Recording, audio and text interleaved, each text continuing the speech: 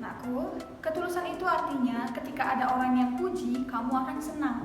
Tapi ketika tidak ada orang yang memuji, kamu tetap tenang. Nah, itu arti ketulusan.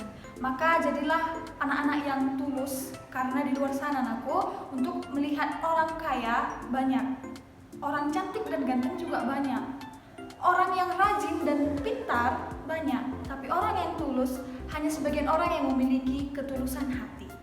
Maka sama halnya seperti materi kita hari ini, nakku, mengenai berakhirnya perang dingin, maka kamu harus tulus untuk menyaksikan video pembelajaran kita sampai selesai. Hargai ibu bapak guru yang sudah memberikan yang terbaik bagi anak kami sekalian. Maka mari saja langsung kita simak video materi kita berikut ini.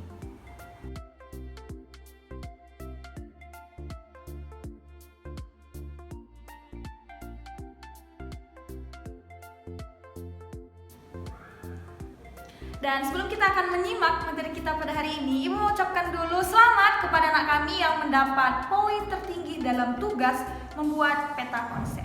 Siapakah dia? Yang pertama ada Bio Kristina. Ibu ucapkan selamat kepada Bio, kemudian menyusul Kristiani Sembiring. Selanjutnya ada Helda Deborah, dan yang terakhir ada Dwita Natania. Selamat kepada anak kami yang sudah mendapat nilai paling tinggi dalam tugas membuat peta konsep. Dan Ibu sarankan kepada anak kami sekalian agar tetap maksimal mengerjakan tugasnya, agar hasil karya kalian atau tugas kalian kita posting di video kita berikutnya. Semangat! Adapun tujuan pembelajaran kita hari ini adalah selama dan setelah mengikuti pembelajaran ini, peserta didik diharapkan dengan semangat dan bergembira dalam memahami materi mengenai berakhirnya Perang Dingin dan mengetahui dampaknya yang masih bisa dirasakan hingga sekarang, dan tentunya dapat mengambil hikmat dari pembelajaran hari ini.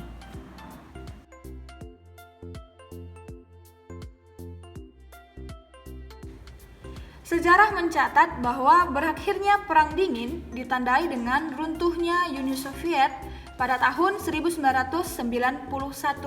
Keruntuhan Uni Soviet ini tentunya menyebabkan nanti Uni Soviet menjadi 6 negara bagian.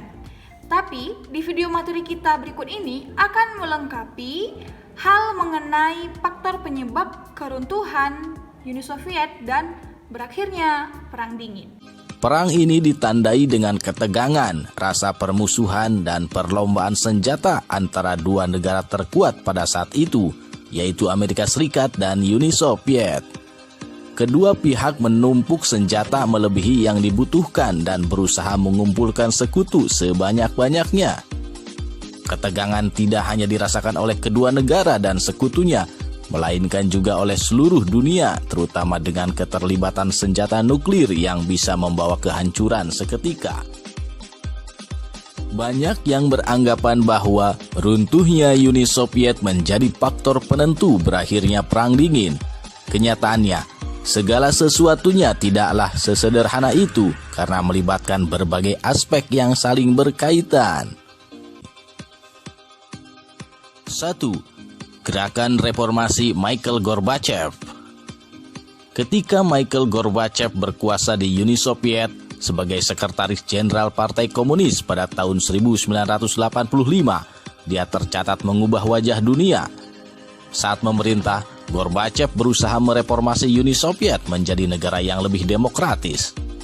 Dia juga membuat beberapa perjanjian internasional dan melakukan gerakan yang secara harfiah mengakhiri Perang Dingin.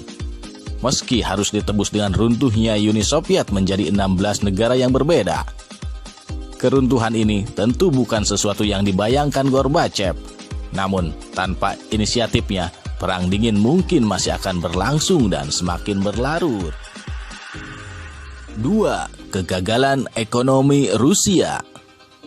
Harga minyak mengalami penurunan pada tahun 1980-an dan secara drastis mempengaruhi pendapatan Uni Soviet pada saat itu.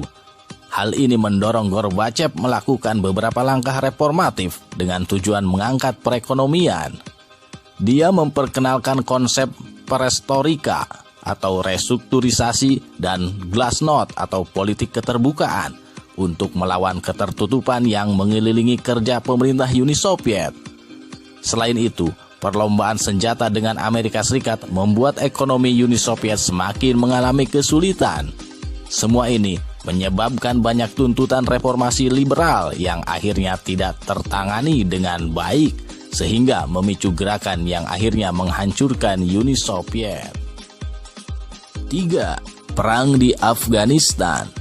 Antara tahun 1979 hingga 1989, Uni Soviet membantu Republik Demokratik Afghanistan melawan Mujahidin Afghanistan dan penyusup Arab Afgan lainnya. Akhirnya, Amerika Serikat juga ikut terlibat dalam perang ini dengan tujuan tunggal berusaha melawan Uni Soviet. Biaya perang, kerugian ekonomi, dan hilangnya nyawa selama perang 9 tahun mengakibatkan masyarakat Soviet mendesak pemerintahnya untuk menghentikan perang. 4. Konflik di berbagai wilayah dunia. Setiap kali terjadi konflik antara dua negara, kedua pihak cenderung berusaha mendekati baik Uni Soviet maupun Amerika Serikat untuk meminta bantuan. Akibatnya, hampir seluruh dunia terbagi menjadi dua blok. Hal ini menyeret Amerika Serikat dan Soviet dalam berbagai konflik di berbagai belahan dunia yang tentu membawa masalah bagi kehidupan domestik mereka. Perekonomian Soviet yang sudah melemah semakin bertambah sulit karena harus membiayai berbagai konflik di seluruh dunia. 5. Komunikasi lebih cair antara Uni Soviet dan Amerika Serikat. Untuk berbagai alasan yang berbeda, hubungan antara Amerika Serikat dan Uni Soviet mulai mencair yang ditandai dengan berbagai banyak pembicaraan yang melibatkan kedua negara. Ronald Reagan, yang merupakan Presiden Amerika Serikat saat itu, sepakat mengadakan beberapa diskusi ekonomi dengan Uni Soviet. Fokus pembicaraan pada akhirnya bergeser ke upaya pengurangan perlombaan senjata yang telah terjadi selama beberapa dekade sebelumnya. Pada tahun 1985 menjadi saksi pertemuan pertama yang diadakan di Jenewa, Swiss, dan menjadi tanda awal berakhirnya perang. Pertemuan terakhir diadakan di Moskow, di mana Gorbachev dan George Walker Bush menandatangani perjanjian pengawasan senjata.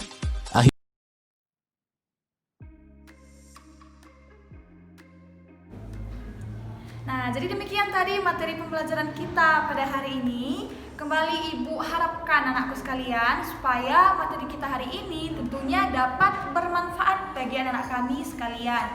Dan ingat, salah satu fungsi atau guna dari sejarah adalah edukatif, yaitu mendidik generasi yang hidup di zaman sekarang untuk berkaca dan belajar dari masa lalu.